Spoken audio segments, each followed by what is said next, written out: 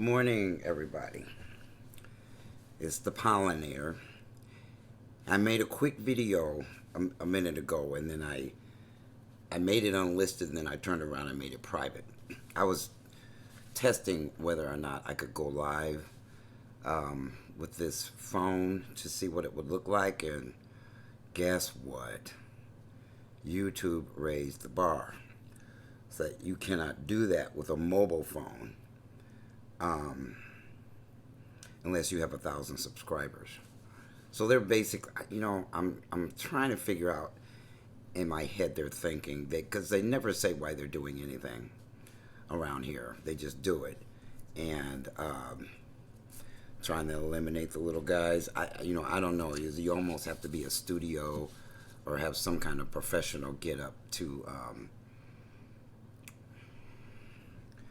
deal with being a YouTube content creator. Perhaps, yeah. Why would they eliminate that part except to keep the smaller channels from going big with a live? You know what I mean? And picking up subscribers that way. God, I can't stand capitalism today. It's like these companies, these monopolies, are doing pretty much what they want, when they want, how they want, to whom they want. And it's just so ridiculous right now. Anyway, did I say it's the pollinator? I'm going to do this video and I'm going to upload it, and then I'm going to compare it to the way I did it before, which was straight into YouTube versus making a video on my phone, being able to edit it a little bit, just the coloring or whatever, the brightness, the lighting and stuff like that, because their editor doesn't look like it does that. And then I upload it to YouTube. So the way it works right now is you can go into YouTube and push the start button and just make the video without having to put it on your phone first. You know what? I'm going to turn off this fan.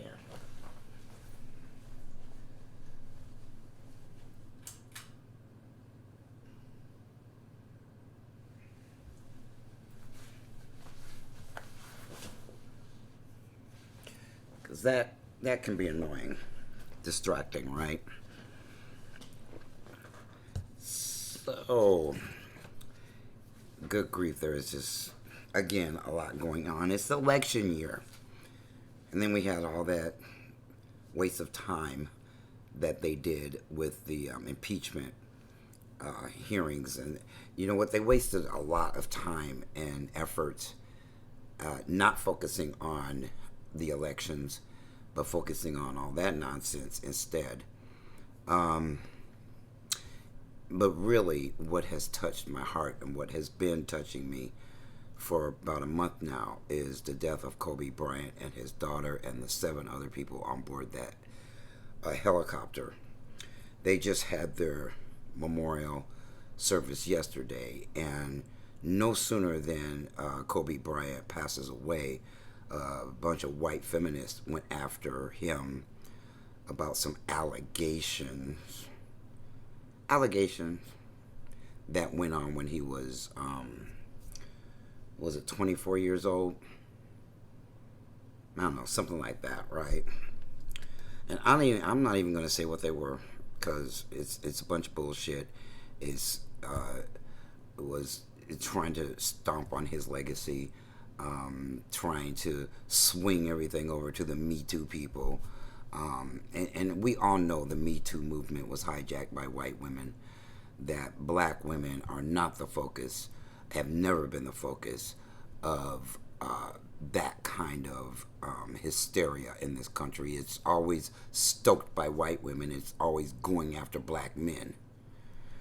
See, you don't see them come out from behind their curtain for Epstein, for Weinstein, for any of those people. They ain't saying shit, right?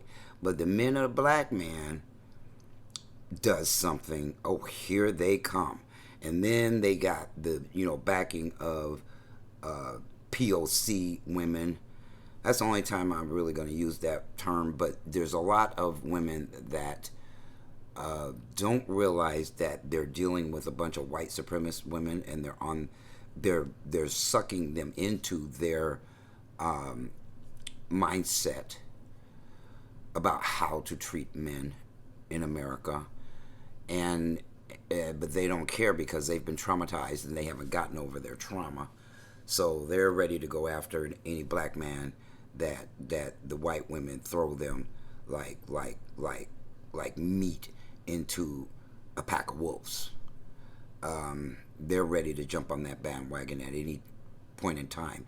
It was really a white woman who got the 411 from the Daily Beast, who got it from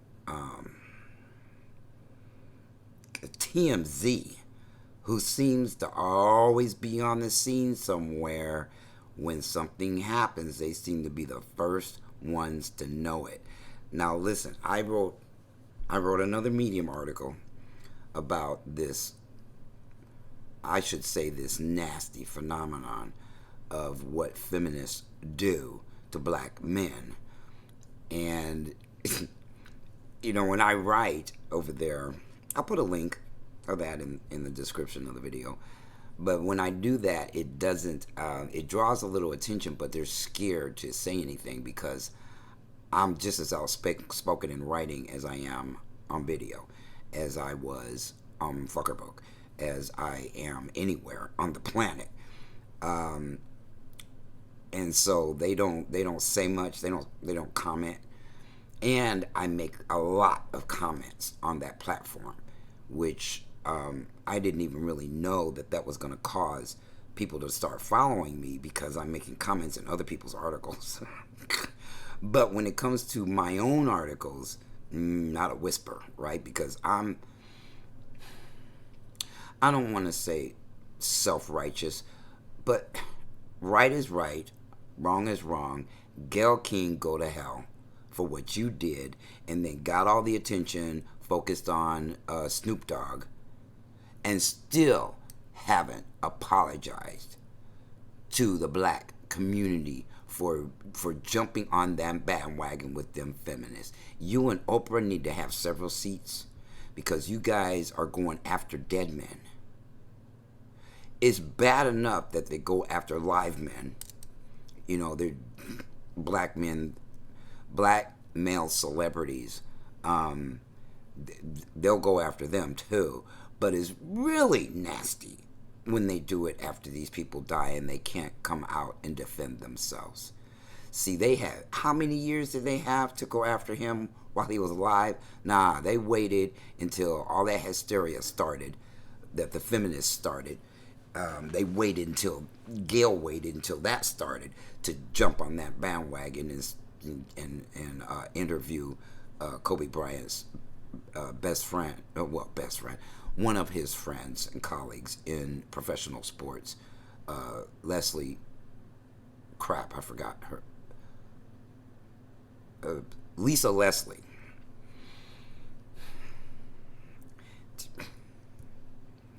Everybody can go out and look at that and see how black people have tore her a new butthole on all black media except for Mr. RM, Roland Martin. I'm not sure why he's siding with Gayle. That lady owes the entire black community all across the nation an apology for one more time throwing us under the bus. When she does stuff like that, she doesn't get thrown under the bus. We get another black eye for how America is viewing us out there in the world, which makes it even more dangerous for us out there in the world when white people think all of the myths that have been passed around for over 4 centuries about black men, when people like Gayle King come out and validate that shit for them. Then they could say, yeah, see, we knew he was black men are predators and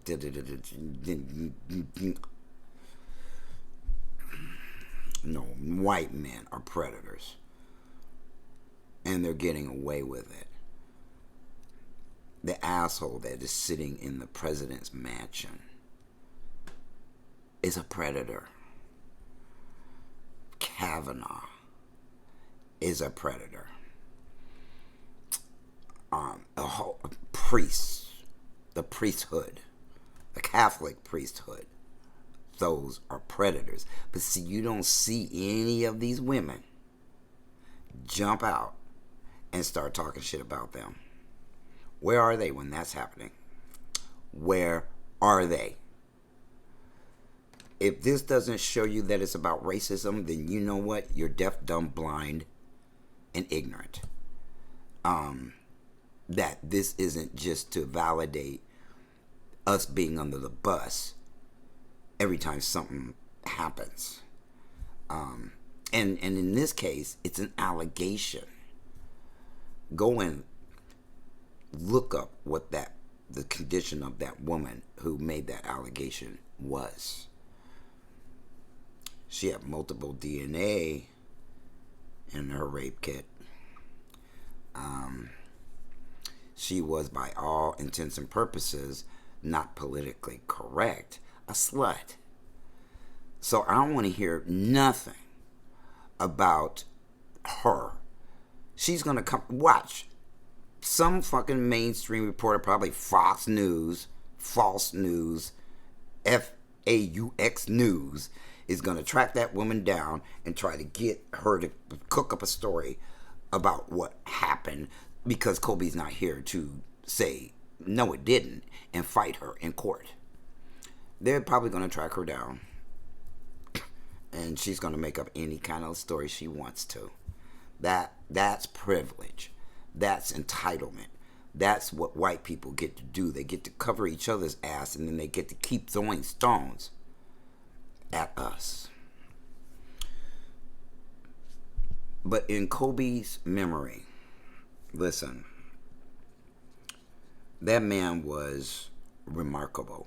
And I am not a big basketball fan. You know, I watch it from time to time, but I'm not an avid basketball viewer. I'm not a fan type anyway. I don't have fan mentality. I'd love to have Mamba mentality, and I've been kind of studying that a little bit, what his mentality was about, which is winning at all costs and doing anything and everything to succeed no matter what gets thrown in your way. But this isn't about Mamba mentality, because I don't know enough about that mindset yet to be able to talk about it from an experiential level. And almost everything I talk about, folks, is from an experiential level. I'm not one of these statisticians. I am not a historian. I am not any of those things. Everything that I talk about is either a personal experience or an experience with somebody else that is in my life. Something I have witnessed, just something that I have witnessed or seen and can relate. And so I will get on here and talk about that. And I was majorly upset when that man and his daughter passed. I did not know anything about the other 7 people that were on that chopper. They're filing a lawsuit, kind of a weird lawsuit, against the one against the helicopter company is one thing, but they're also filing a lawsuit against the pilot who died in the crash and his family. I think that's all just coming from the mourning of Kobe Bryant by his family, by his immediate family. And I did see a video earlier tonight from Roland Martin talking about him and his panel, talking about the fact that they're only speaking about Kobe's nuclear family without talking about his parents and his siblings. You know, he wasn't just a great ball player, basketball player. He was also a great father, a great husband, and he was probably a great son and a brother, and a nephew. So they're not talking about the entire family. They're just focusing right now on Vanessa and the children that were left behind, Kobe Bryant's legacy. But I was so emotional for several days I couldn't even function. And then I found out the next day that I lost a cousin that night. Kobe's chopper crashed early in the day, and I lost a cousin who was a little younger than me, but he was one of my road dogs that night.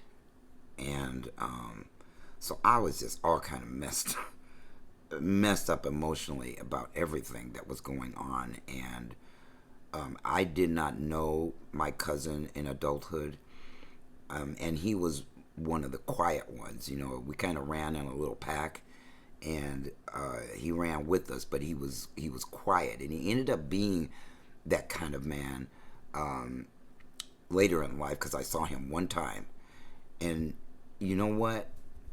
The last time I saw him was at a basketball game. I don't know if it was a men's basketball game or a women's basketball game, but we went to a basketball game together. And so just the irony, just the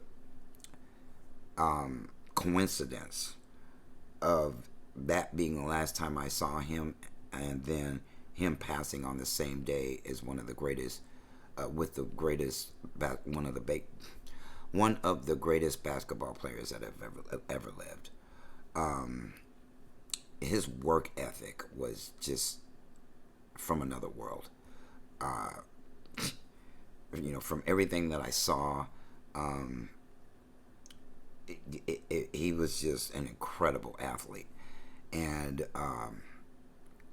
growing up inside of professional sports, of course, I can relate because my dad was an exceptional athlete. And by the way, he's doing much better. You know, if anybody could kick freaking pancreatic cancer's ass, it would be somebody like my dad, who is just he was a beast on the mound, and he's being a beast about this illness that he has. But what I wanted to say about the Kobe Bryant situation is, suddenly out of nowhere,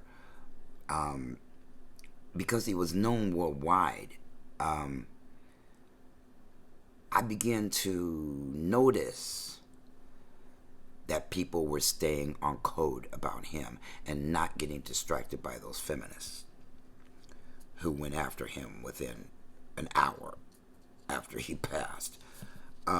People are staying on code about his legacy, about what he meant to people. Men are openly crying on the television. Black men, the ones that society has painted as the big bad motherfuckers in the world. They are openly expressing their grief and their pain and their anxiety and everything else they're experiencing behind that man's death. They are expressing that openly, and it is so, to me, refreshing to see.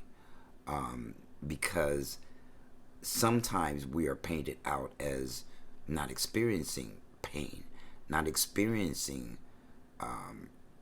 everything any other human experiences. And this goes all the way back to slavery, when they treated us like we had no pain, which is why they did half of the stuff they did to us. Did you know that they used to maim us and make sure they didn't kill us, but maim us enough to scare the shit out of us, hurt us really bad, but not kill us, to keep us alive, to keep on working in the fields, and to scare us from not wanting to run away from slavery.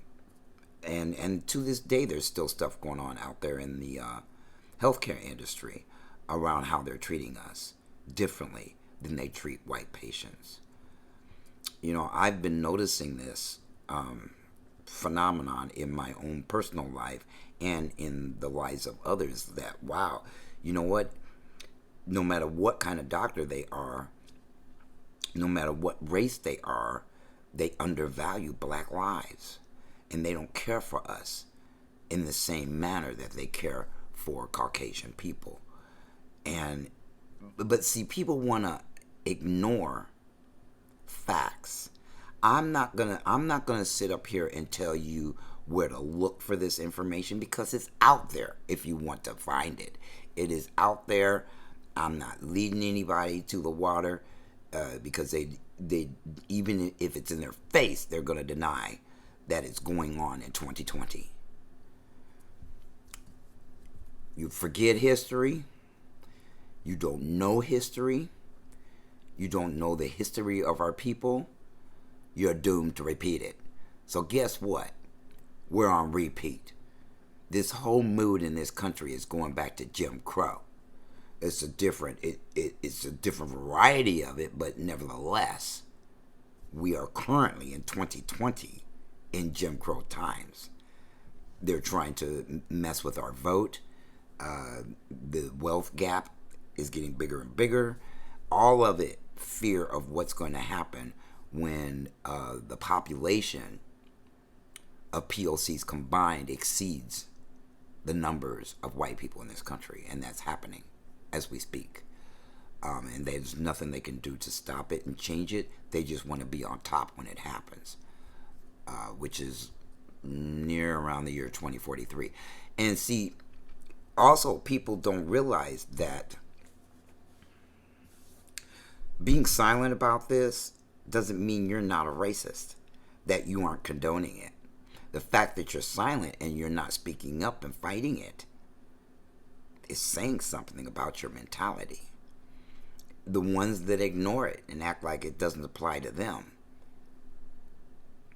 they're benefiting from this wealth gap. It's all very, I would say depressing, but I'm not depressed about it. It just pisses me off that people think that if they don't act like the blatant idiot racists out there, that they're not racist.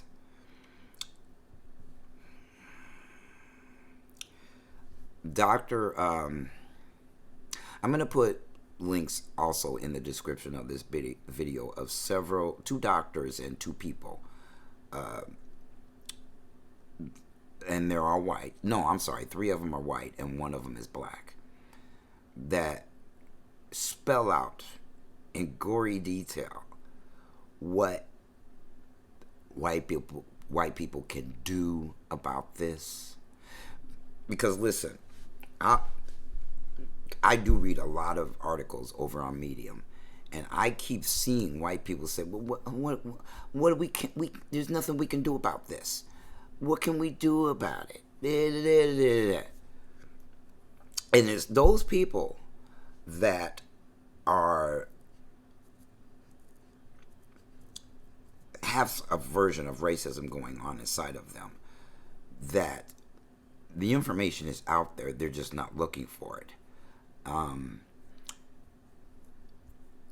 One of the people is Tim Wise.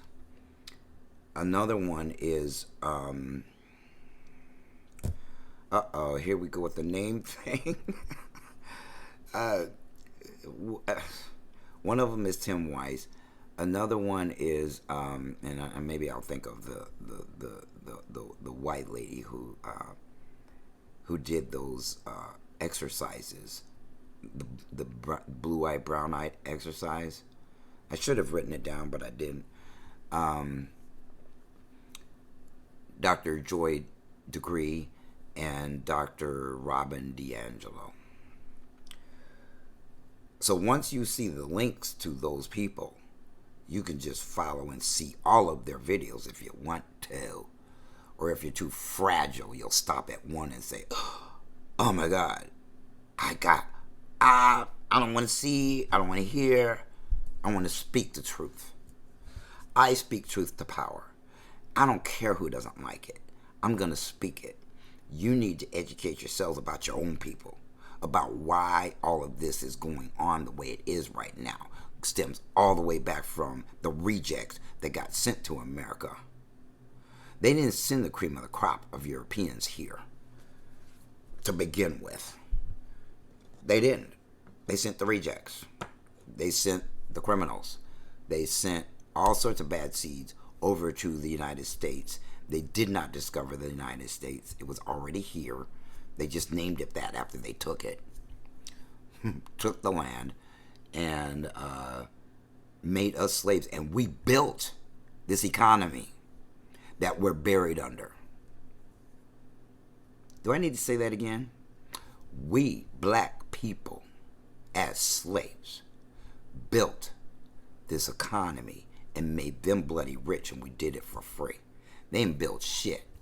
Oh, but they're taking credit for it because they own slaves, right? And they got the slaves to do what they want them to do. But capitalism and everything that's going on right now came from everything we did. And then there's this argument about what the other Native Americans were doing. Asians really weren't here yet. And what Hispanic people were doing. They were all getting paid money to turn in slaves. To,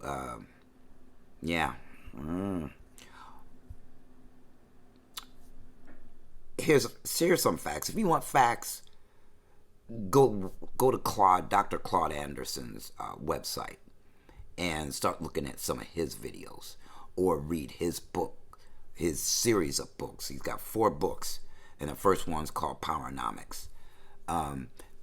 There's all your facts of what really went on during slavery. He did a lot of research, and because he was already some kind of a professor, I don't know if he was a teacher, but he's definitely a doctorate. It didn't take him that long to put together that first book. And then he wrote another book, and then another and another. There's 4 books in his Powernomics pack. But there you can have all the statistics you like to eat. I don't like to eat them things. I think people get caught up on that stuff, and it's ridiculous. Hell, look what they're doing with the election year. You know, everybody's speculating, and not realizing that, you know, you just need to get out and vote during your primaries in your state. Make sure you vote for the candidate you want. Now, it could be argued that the ones that are left aren't very desirable. But when have we ever had a president that was exactly what everybody wanted? Never in the history of this nation has everybody just absolutely loved the president-elect or whoever was running against whoever. But if you're not voting locally, you don't have any right to complain about anything, because you're putting in the hands of these politicians, your local politicians, your life. They're making the laws. They're dictating the tempo. They're doing everything that goes up, rises up to the federal level. So if you're not voting locally, you're stupid. And there's a lot of black people that are on the bandwagon right now that our vote don't count and don't vote and and it's like, y'all really want to see 4 years? You think it's not gonna matter who is going to be the president this year? Oh yes, it does, because look at what this one is doing. He's completely tearing apart democracy, what little we had. He is tearing it all down in the name of what? White nationalism and white supremacy. If you think that's not going to affect your life for the next 4 years, think again. A lot of pro-black speakers out there are not paying attention to that.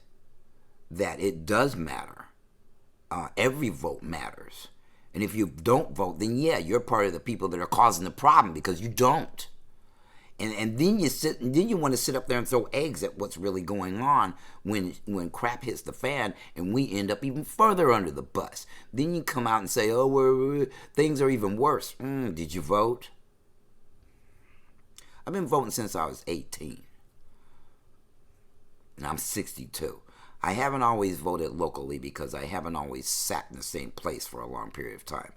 I was a software consultant. I was traveling, going someplace different every year. So during that period of time, I wasn't voting locally. But I always made a point, no matter what, that I was voting every 4 years. I haven't missed voting for a president since I was able to start voting. And I was excited to vote. I don't know what it was about the schooling back then, but or maybe it was watching my mother. My mother was very my mother was very feisty. She was out there in the streets during the civil rights movement, and so I got all that from her. And as soon as I couldn't wait to vote. When I was 17, I couldn't wait to be 18 to vote. And now already you got a bunch of young people right now that are going, throw up their hands, don't realize that if they don't, that is making a statement just as much as if you do. In fact, that's making a bigger statement. That's making a statement that we don't care who's running our lives. When they've got the majority of people in the country, they could swing everything if they realize the power that they have collectively.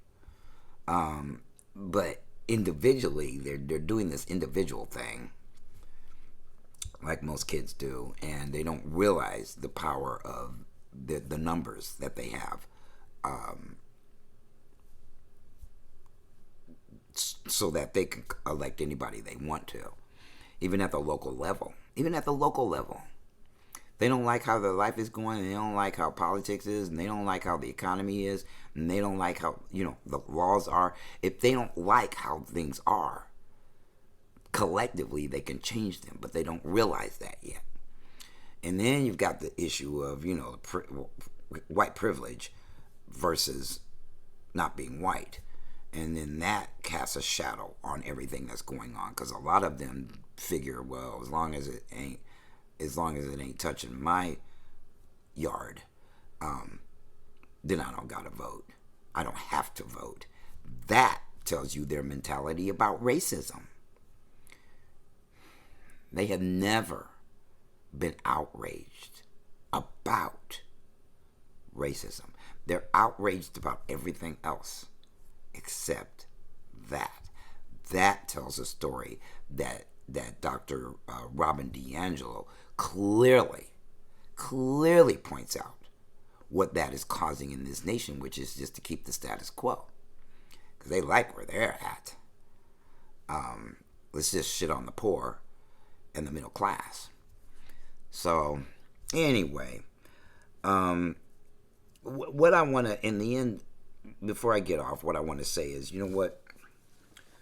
Black people, we need to find a code and stay on code. And not let no little bitty group of people who isn't inclusive of all black people dictate that code. Because then they're going to exclude a whole bunch of people out of the code, right? And, and I could be sounding like a hypocrite because I own a business where I'm not inclusive of every kind of person on the planet. As long as they're black, but I don't feel like dealing with the stones that are being thrown by non-binary and gender non-conforming people at binary transgender people. I don't want to deal with that. I don't deal with the LGBT because they are extremely racist. As long as the white ones are in control, they're just fine, and they want you to tag along to get their rights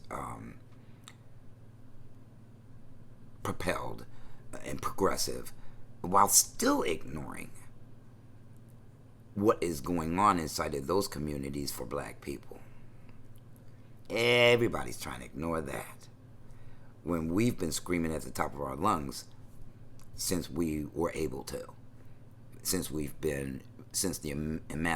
Emancipation Proclamation. Whether we had the right to vote or not, we've been screaming ever since then about that our narrative has always been under the bus.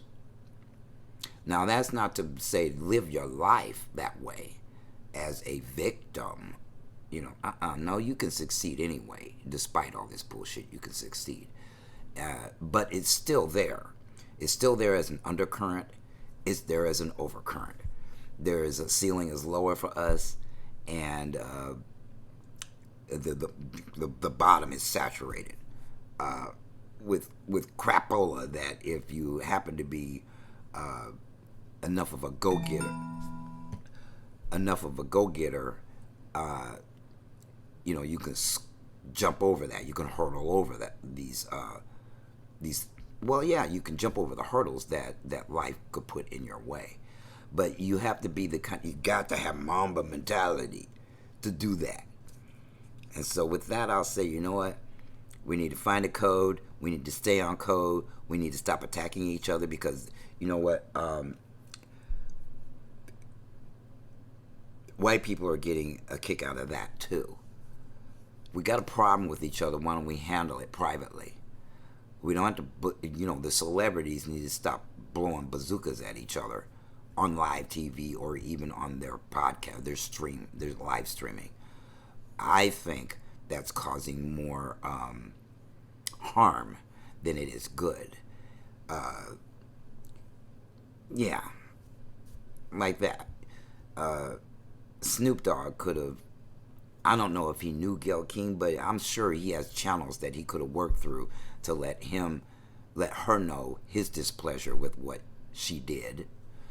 And by the same token, Gayle shouldn't have even done what she did if she was staying on code. Wink, wink. Okay, I'm goofy because I'm sleepy and it's early in the morning. But you know what? We're mobilizing around the country, whether they like it or not. And with that, I will bid you adieu. Have a great rest of your week. And the pollinator is out. Peace.